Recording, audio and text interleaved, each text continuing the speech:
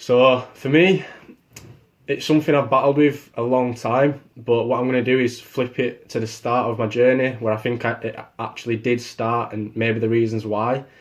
So my parents split up when I was around, I think it was year six.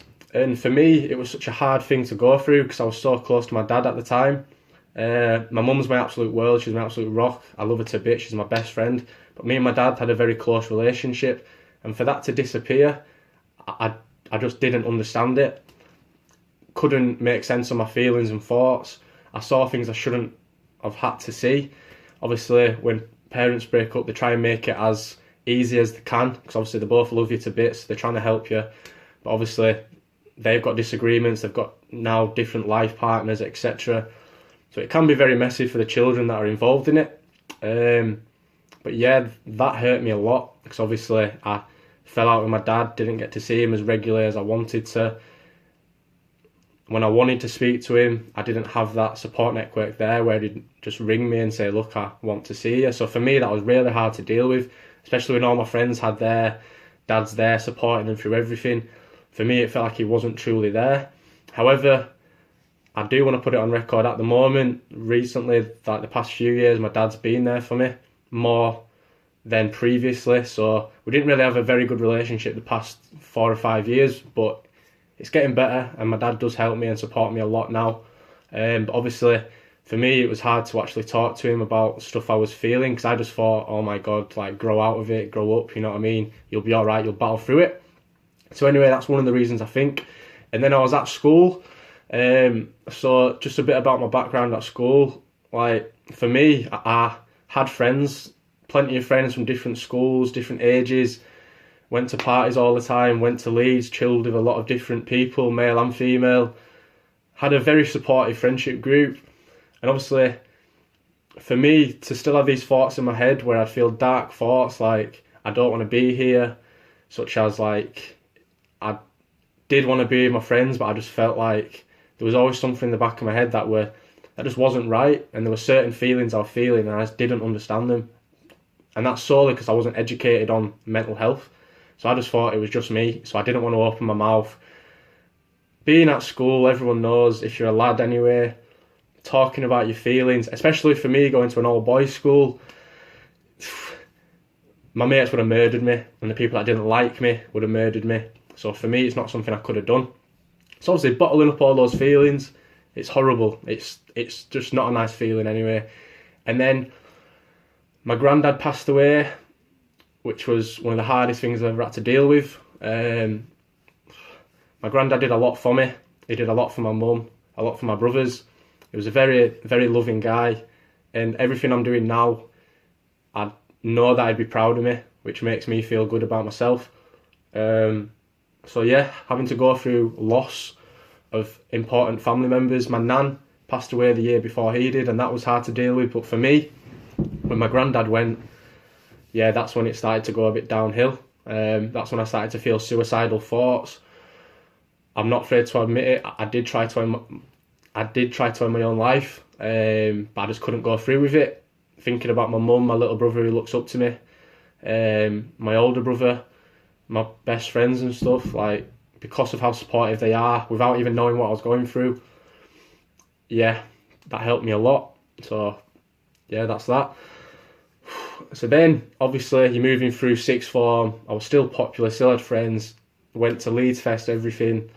Absolutely had amazing times with my friends. Went to university. So obviously, moving out from that type of education to university, you usually move away from home, which I did with one of my friends called Callum. He's a top lad.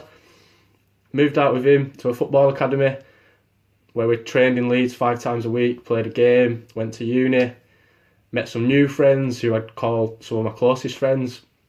And wow, some of the memories we shared were unbelievable. But all the way throughout that, you had stresses of uni work, stresses of living away from home, missing your family, paying bills, not having the money you'd want to have so you can go out and wreck it every single night like every other student does. Turning to alcohol more when you're out. Obviously, Leeds is a massive party scene, so there's a lot going on. At that stage, I met a girl who I went out with then for the next 2.5 years, and I can't honestly say a bad word about her. She's a lovely girl. Unfortunately, because of my mental health illness, that was the reason why we broke up. So if people have heard other things, fair enough, think what you think. But that's why we broke up, so I could get myself right, because I was having breakdown after breakdown. So yeah, going to uni and stuff, I'd literally go out with my mates, play football, have this massive smile on my face, acting normal. Nobody literally knew at all what I was going through when I got home into my room. So when I got home into my room, I'd isolate myself. I'd literally lay there in darkness, just thinking, what am I still doing here? What's the point? I can't do this anymore, etc. Which was really frustrating, because I'd be getting good grades at uni, I'd be socialising, I've got friends. But there was always something where I just felt so alone within my own thoughts and feelings. Obviously, at this stage, still I hadn't opened up. There'd be some arguments I'd have with my ex-girlfriend, who was my girlfriend, obviously, and I'd just snap at her, and I'd hate it, because I'm not that type of person. Me and her never really had many arguments, but when we did, it stemmed from myself. So yeah, just literally laying on my bed in darkness, crying, just literally not understanding what's going on, not feeling like I could open up to anyone, because I felt ashamed of how I was feeling. It's literally a horrible feeling. Anyway, moving on to second year at uni, moved into another house with Callum, had a good time. He then got a girlfriend. We started to socialise less and less, which was hard to take. Callum would separate himself from his girlfriend, obviously have fun in that, which I can't complain about, but that'd leave me left there isolated, and I'd feel even more alone. I'd miss my friends from home, miss my mum, my dad, my little brother especially. And yeah, it just spiraled and spiraled, and I'd start listening to type of music where it was upsetting type of music, so like Linkin Park and stuff like that. It doesn't help listening to that type of music. I stopped playing football as regularly. I started to get more hot-headed because I wasn't having that release of actually playing football. I started to drink more heavily, and I just started to go on this downward spiral. Started to socialise less. When I'd be out, I'd be using so much energy to look happy and seem like my normal self, and I'd get home and I'd literally collapse on my bed because I'd have no energy left. Obviously, trying to maintain a relationship whilst you've got no energy, it's hard. My ex-girlfriend was always there for me, so thank you for that. Sorry for everything that's happened since, but yeah. So then I had my breakdown. I couldn't take it anymore. I tried to kill myself. I couldn't do it. I managed to go back home, and I was going to talk to my mum, but I couldn't. And then a footballer called Gary Speed passed away, and there was a lot of stuff going on about mental health, and a lot of stuff on the news that started talking about all these different thoughts and feelings. And for me, most of the stuff they were saying, it started to click, and I started to think, wow, maybe it's not just me, like those same triggers, those same feelings, I'm feeling that. So having people actually talk about it like I'm doing now, that made me change. That made me think, look, I need to get help. If I carry on this road, I'm not going to be here. And for me, yeah, it's a quick release. You're thinking, oh, if I'm not here, it's going to help people, it's going to help myself. But in the main gist of it, like, you're leaving family members behind, you're leaving friends that love you and adore you. So I just can't do that. And for me, it's something I don't want to define who I am. So I'm using it as a positive tool to help people. That's what I'm doing now within my teaching and also within my social media work. So yeah, that happened. I managed to book in to see my GP, which was the hardest thing ever. I can remember sitting there and she was looking at me and she was a bit concerned. And it took me a good 5 minutes to literally let it out. And as soon as I let it out, I literally broke down into tears. Such a rush of emotions, and I told her all about it. She was so caring, she helped me, she held me. It just felt like I'd got tons off my shoulder. Obviously I still felt horrible. She put me onto medication. The medication that I got put onto, it made me feel even more suicidal. My anxiety spiked, I couldn't be around people. I just started having panic attacks. Work let me have around 6 weeks off work. I had time off uni. I went back into work, I still wasn't ready. I'd turn up to work and I'd feel so low and emotionless that I'd be on the shop floor, a customer would come up to me, I'd serve them and I'd have to run into the back, I'd run upstairs to my manager's room, I'd sit down and I'd break down. So for a 21-year-old male to have to cry in front of people, it's horrible, because the stigma that's attached to being a male is, oh, stiff upper lip, lift your chin up, grow up, man up, all these type of sayings. You don't cry if you're a man. Negative. Males can cry. It doesn't make you any less of a man. By talking about your feelings, it's only going to help you as a person. It's only going to mould you into the person you want to be. It's not going to shackle you with all this pent-up aggression, pent-up emotions that are only going to spiral out of control at one time. So by talking about it, engaging with your friends, etc., you're only going to benefit yourself and the people around you.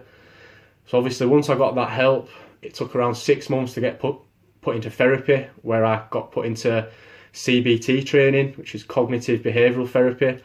That lasted for around 8 months, and honestly, I can say this from the bottom of my heart, that pretty much saved my life.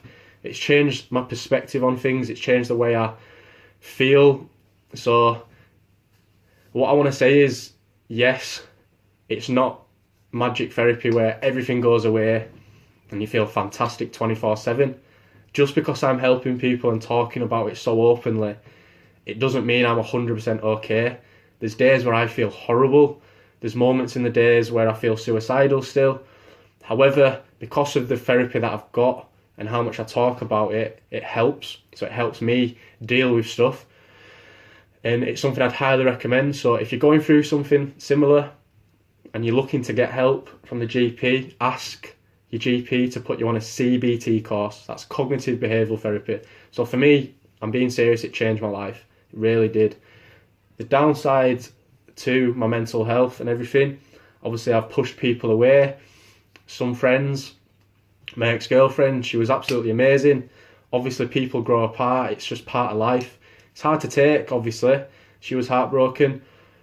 I was upset, but it's something I needed so I could focus on myself. Because if I didn't focus on myself, I truly don't think I'd be here. And it's hard to say, but I do genuinely believe that. People look at me and they instantly think, oh, there's nothing wrong with him. He's fine. He's laughing and joking. He's got friends. He's popular. Plays football all the time. Goes out. Yes, it's truthful in parts, but the thing with mental illnesses is you can't generally see it. So with a physical illness, so someone breaks their arm, they go to the hospital, they get it fixed, they're okay. It's seen as normal practice. Someone's got a mental illness, they're suffering inside. It's not seen as okay to open up and talk about it and get that help to get that fixed. Once that's fit, so once your physical injury is fixed, you're back to your usual self, you're back to doing your things, you're exercising, etc. With a mental illness, if you're not getting that fixed, you're not going to be your true self and you're not going to achieve everything you can achieve. The sky's your limit. You can achieve anything you want to achieve. Just because you've got a mental health illness doesn't mean you can't achieve the same as someone who doesn't. For me, it's made me a better person. Before, I judged people. I wasn't open to talking to certain people. Since I've battled through all this, and I'm still battling through it, my eyes are open. I don't judge anyone. I would rather talk to someone first and then get to know them and then maybe think, all right, that person's not for me, fair enough. But for me, it doesn't matter what race or religion you are. It can happen to anyone. Mental health illnesses, it doesn't discriminate. It can literally happen to the richest guy with everything going for him, down to homeless John who's got nothing. It can happen to anyone, literally. So it doesn't discriminate. So what I want to move on to, now I've got all that help and support. My friends have been amazing, by the way. So Jack Lynch, Andy Boot, Mikey Whitaker, a lot of other people as well also, but they message me day in, day out asking how I am. So just those little things, just sending that message to someone who you think might be struggling, it lifts them. Well, it lifts me. It makes me feel like I'm not alone and I've got those people to help me.